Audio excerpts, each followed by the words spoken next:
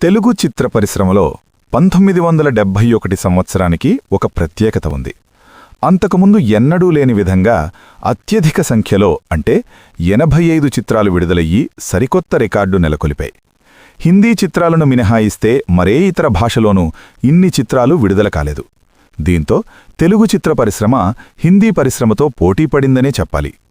Colour చిత్రాలు ఎక్కువ తయారై సక్సెస్ కావడంతో 1971లో తెలుగు తెర వర్ణశోభితమయ్యిందని చెప్పాలి. ఆ ఏడాది విడుదలైన చిత్రాల్లో దసరా బుల్లోడు, ప్రేమనగర్, శ్రీకృష్ణ సత్య, మోసగాళ్లకు మోసగాడు, తహసీల్దార్ గారి అమ్మాయి, కళ్యాణ మండపం, చెల్లెలి కాపురం, మట్టిలో మాణిక్యం, మాయల వేలుపు చిత్రాలు విజయం సాధించి వసూళ్ల కొత్త రికార్డులు నెలకొల్పాయి. ఇక హీరోల విషయానికొస్తే నటరత్న ఎన్టీఆర్ 9 చిత్రాల్లో నటించారు. అలాగే నటసామ్రాట్ అక్కినేని నాగేశ్వరరావు 8 చిత్రాల్లో.